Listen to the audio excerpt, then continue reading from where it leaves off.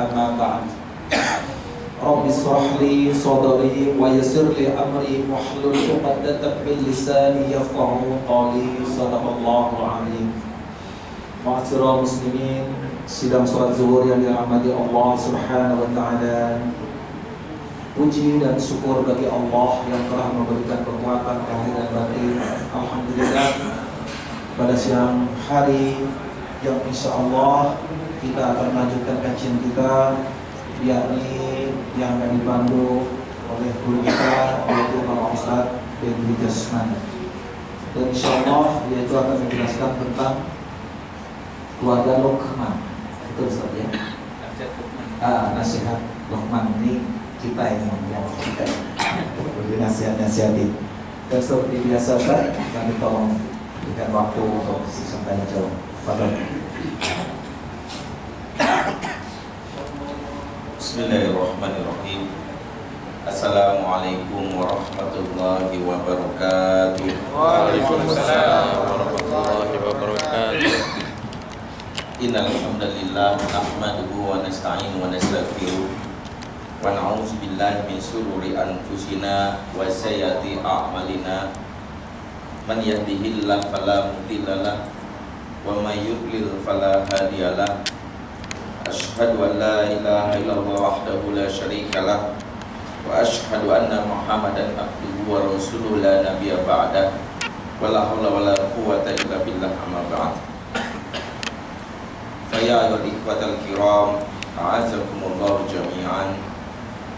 Alhamdulillah, di siang hari ini diberikan kita kesempatan untuk menunaikan salat zuhur berjamaah dan dilanjutkan dengan ta'lim dalam rangka untuk mengisi hati kita sebagai bagian dari diri, di mana bukan hanya tubuh dan akal yang dipenuhi, tapi juga hati. Sebab sebagaimana tubuh bisa lemes kalau nggak makan, bisa sakit kalau tidak makan, maka hati juga bisa sakit jika tidak diberikan asupan. Dan orang-orang yang selama ini mengabaikan makanan hati, malas datang ke ta'lim, malas datang mendengar ayat-ayat Allah, rutin datang kajian, maka hatinya sakit tapi dia tidak sadar. Itulah kenapa Allah memberikan penyakitnya makin dalam. Fi qulubihim maradun fazadahumullahu maradan. Hatinya sakit, ya, dan mungkin fisiknya segar, ya, kuat, tetapi hatinya sekarat, ya. Dan orang seperti ini maka ujian ketika datang biasa langsung tumbang. Itulah kenapa, ya, sebagai bekal diri buat saya pribadi, buat antum semua, maka sejatinya Allah mengingatkan supaya jangan hanya memikirkan makanan untuk fisik, ya, tetapi juga makanan untuk hati, agar hati ini sehat selalu. Ikhwatal iman, masih dalam kajian kita berkaitan dengan tema keluarga. Kita melanjutkan kali ini pembahasan nasihat Luqman, wasiat Luqman, di mana mungkin tidak bisa kita bahas dalam satu kali pertemuan, karena nasihat Luqman ini sendiri kalau kita bedah ada 9 nasihat, ada 9 poin, di mana 9 poin ini menjadi bekal bagaimana kita dalam mendidik anak. Dan 9 poin inilah yang semestinya kita tanamkan kepada anak-anak kita. Dan ketika 9 poin ini kita tanamkan kepada anak-anak kita, maka sejatinya kita telah menjadi salah satu keluarga yang dimuliakan oleh Allah sebagaimana Luqman. Allah memulai kisah Luqman dengan kalimat walaqad ataina Luqmanal hikmata an yashkur lillah. Sungguh kami telah berikan kepada Luqman sebuah hikmah, ya, karena itu bersyukurlah kepada Allah. Kalau kita bahas tentang Luqman, mungkin sudah sering baca atau googling atau mungkin pernah mendengar kisahnya. Luqman ini sendiri sejatinya bukan hamba, bukanlah nabi, meskipun ada yang menyebutkannya nabi. Riwayat yang paling kuat adalah Luqman ini adalah keturunan dari Azhar, atau masih ada hubungan saudara dengan Nabi Ibrahim alaihissalam. Ada juga yang mengatakan Luqman ini adalah keturunan atau keponakan dari Nabi Ayub. Yang jelas semua sepakat bahwa Luqman ini bukan keturunan, bukan dari bangsa Arab. Bahkan dalam hadis yang disampaikan oleh Ibnu Abbas bahwa Luqman ini berasal dari Habsyi, dari Ethiopia, dari Afrika, ya, dimana bahkan ketika salah seorang sahabat, ya, bahkan ditanya bagaimana itu Luqman, disebutkan ciri-cirinya badannya pendek, ya, rambutnya keriting, kulitnya hitam, ya. Bahkan ada juga yang menyebut Luqman ini sebagai seorang budak, ya. Tidak ada kesepakatan para ulama bagaimana sosok Luqman, tapi yang jelas bahwa keterangan Luqman ini yang kita ambil adalah bagaimana hikmahnya, bagaimana pelajarannya. Kalau kita memahami bahwa Luqman ini salah seorang yang ternyata dari keturunan budak, atau bisa dibilang kulitnya hitam, legam, bahkan disebutkan hidungnya pesek, ya, bahkan bisa dibilang rambutnya keriting, justru jadi pelajaran bagi kita betapa justru dia dimuliakan meskipun dengan fisik yang mungkin banyak yang menghinakannya. Bahwa Allah mengangkat orang itu nggak sembarangan, ya. Bahkan para ulama sendiri, orang-orang yang imannya baik, amal solehnya utama, ternyata tidak memiliki keutamaan sebagaimana Luqman. Apa keutamaan Luqman? Namanya diabadikan dalam Al-Quran. Artinya apa? Bahwa ternyata untuk menjadi orang yang dijadikan kekasih Allah, untuk menjadi orang yang diagungkan atau dipuji oleh Allah, bukanlah berkaitan dengan fisik, ya. Dan ini salah satu nilai yang harus kita tanamkan kepada anak kita, bahwa fisik yang kita terima saat ini itu disebut dengan takdir musayyar. Apa itu takdir musayyar? Takdir yang kita tidak punya untuk hak pilih. Jadi bapak-bapak di sini tidak punya hak untuk memilih sebelum lahir mesen.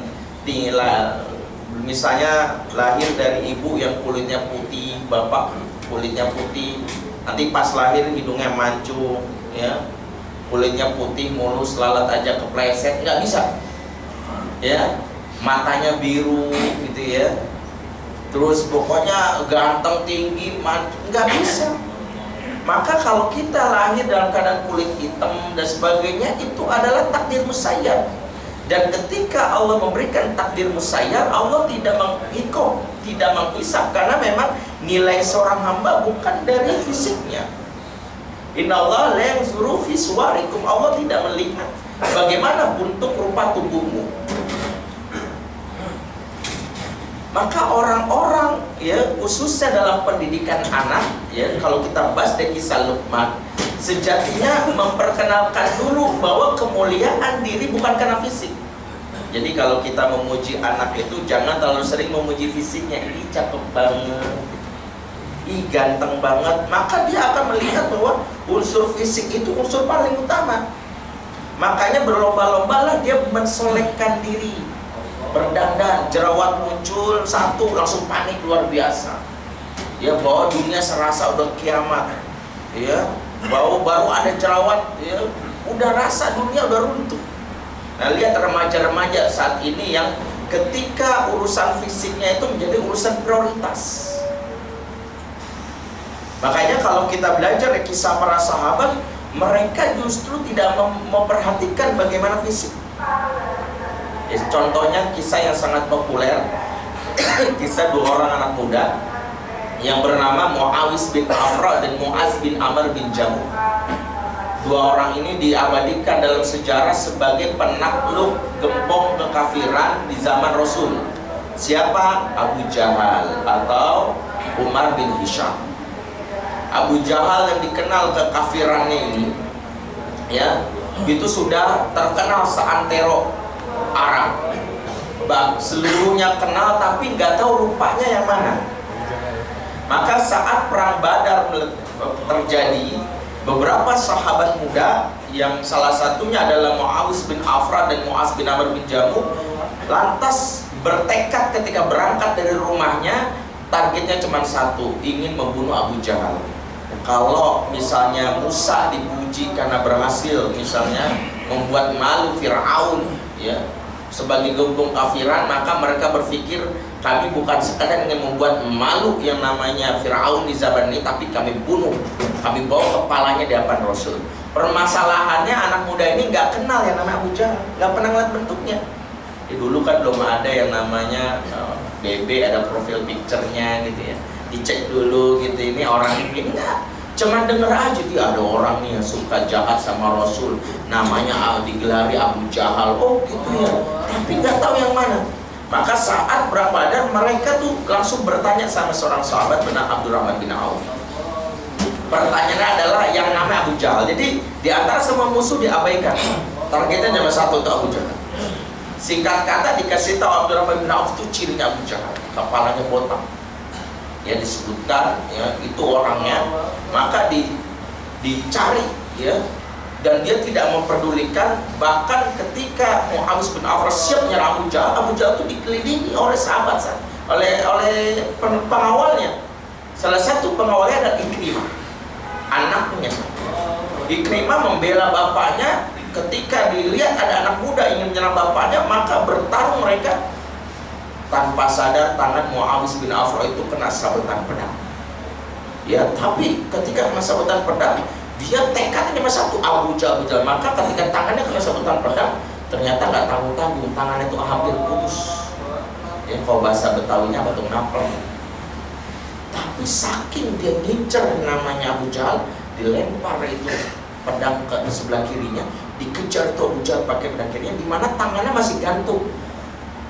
Nah, karena tangannya ini gantung, gangguin pergerakan dia, maka dengan inisiatif tangannya diinjek pakai kaki kanannya, ditarik dengan paksa sampai putus. Gangguin aja nih tangan. Ya, gangguin tangan, dan saat itulah dia tinggalkan tangannya, nggak peduli ketika buntung dia bangga langsung dikejar Abu Jahal, maka Abu Jahal pun mati di tangan anak muda ini.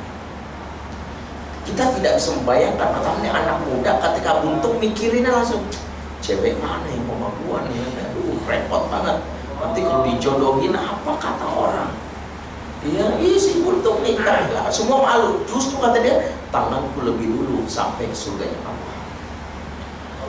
Dari kisah ini ya, sebelum kita masuk ke dalam nasihat Luqman, maka pengantar utama dari kisah ini kita pelajari bagaimana riwayat Luqman, riwayat seorang yang dikenal budak, hitam, badan yang pendek, rambutnya keriting, hidungnya pesek, tapi dimuliakan. Maka anak kita sejatinya haruslah dia menjadi tokoh yang dimuliakan karena perilakunya. Maka ketika kita lahir ya, atau ketika kita punya anak, pertama kali adalah berdoa kepada Allah, bukan karena fisiknya, juga karena akhlaknya. Dan inilah salah satu yang pesan harus kita senantiasa sampaikan kepada anak kita ya, bahwa yang utama adalah kemuliaan diri.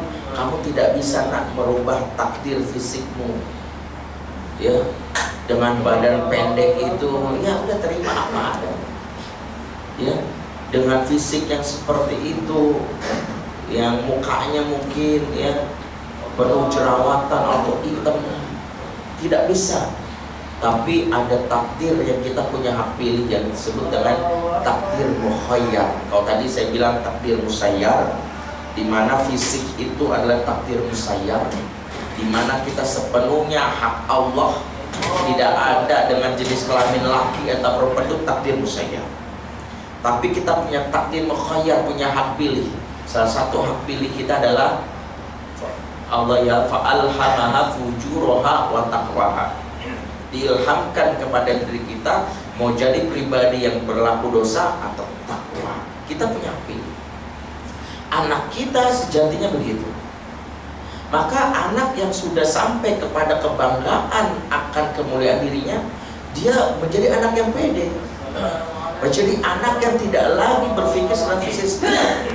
Betapa banyak sekarang wanita muslimah ya, yang seharusnya ini juga pendidikan bagi anak wanita, yang lebih banyak mempersolek diri. Bahkan jilbabnya saja itu lebih kepada urusan fashion daripada urusan ketaatan. Ya, sehingga jilbab yang sejatinya sederhana, tinggal pakai kain menutupi dada, akhirnya sekarang jadi ribet sampai akhirnya ada tutorialnya segala. Sebenarnya kan nggak perlu tutorial, yang penting nutup dari kepala sampai dadanya, ya, terus sampai membungkus bagian tubuhnya nggak ketat.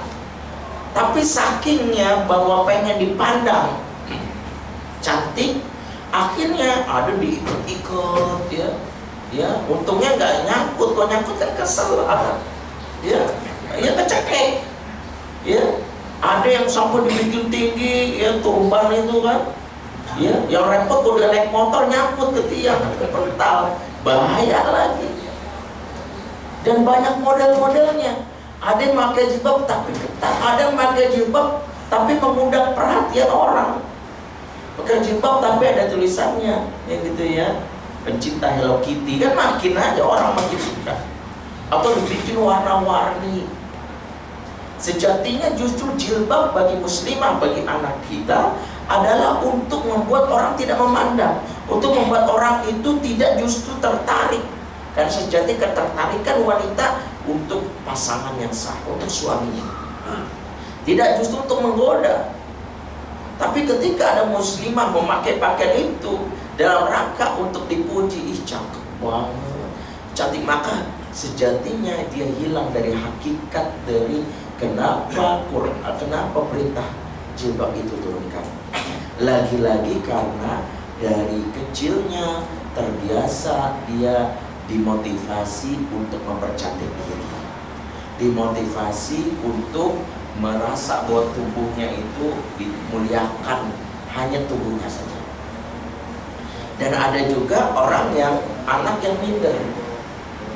Dikarenakan apa? Dikarenakan kita melihat fisiknya.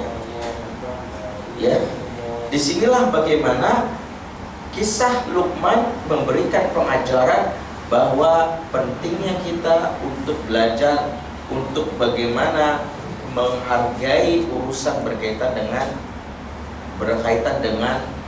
perilaku, berkaitan dengan non fisik.